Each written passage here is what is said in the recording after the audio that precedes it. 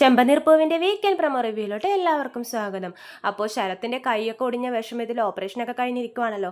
ഇതിൽ വിഷമിക്കുന്ന രേവതിയെയും അനിയത്തിയെയും അമ്മയും ഒക്കെയാണ് ഇനി വരുന്ന എപ്പിസോഡിൽ ആഴ്ചകളിൽ നമുക്ക് കാണാൻ സാധിക്കുന്നത്. രേവതി എത്ര ചോദിച്ചിട്ടും സച്ചി സത്യം പറയുന്നില്ല. കാര്യം അറിയാലോ, രേവതിക്ക് അത് താങ്ങാൻ സാധിക്കില്ല. രേവതി എൻ്റെ ഭാര്യയെ വിഷമിക്കരുതെന്ന് ആഗ്രഹിക്കുന്ന ഒരു ഭർത്താവാണ് സച്ചി. അതുകൊണ്ട് തന്നെ സച്ചി ഒന്നും തന്നെ രേവതിയോട് തുറന്നു പറയുന്നില്ല.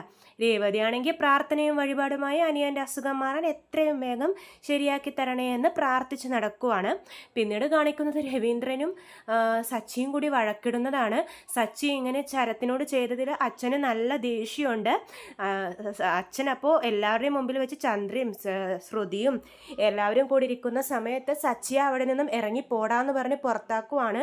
കാരണം ചെറിയ പയ്യനായ ശരത്തിൻ്റെ കൈ ഒടിച്ചതിൽ അച്ഛനൊക്കെ നല്ല ദേഷ്യമുണ്ട്. ആരൊക്കെ എന്തൊക്കെ ചോദിച്ചിട്ടും സച്ചി എന്താ സത്യം പറയാത്തതെന്നറിയില്ല. അച്ഛനോടെങ്കിലും സച്ചിക്ക് സത്യം പറയായിരുന്നു. അതുകൊണ്ട് അച്ഛന് പോലും സത്യം അറിയില്ലല്ലോ. അച്ഛൻ്റെ വിചാരം സച്ചി മനഃപൂർവ്വം കൈയൊടിച്ചതാണെന്നാണ്. അപ്പോൾ രവിയും സച്ചിയും കൂടി വഴക്കിടുവാണ്. ഇനി അവരുടെ വഴക്ക് എത്ര നാളുണ്ടാകുമെന്ന് നമുക്ക് വരും എപ്പിസോഡുകളിൽ കാണാം. എന്തായാലും സച്ചിക്ക് അധിക നാളൊന്നും ഈ വിഷമം താങ്ങി നടക്കാനൊന്നും സാധിക്കില്ല. ഭാര്യയും അച്ഛനും എല്ലാവരും വിഷമിക്കുന്നത് സച്ചിക്ക് താങ്ങി നടക്കാൻ സാധിക്കില്ല. എപ്പോഴെങ്കിലും സച്ചി സത്യം വെളിപ്പെടുത്തുമായിരിക്കും. അത് നമുക്ക് കാത്തിരുന്ന് കാണാം. അപ്പോൾ ചാനൽ സബ്സ്ക്രൈബ് ചെയ്യാത്തവർ സബ്സ്ക്രൈബ് ചെയ്യണേ. വരും എപ്പിസോഡിൻ്റെ ഭാഗങ്ങൾ ഞാൻ രാവിലെ തന്നെ ചാനൽ അപ്ലോഡ് ചെയ്യുന്നതാണ്.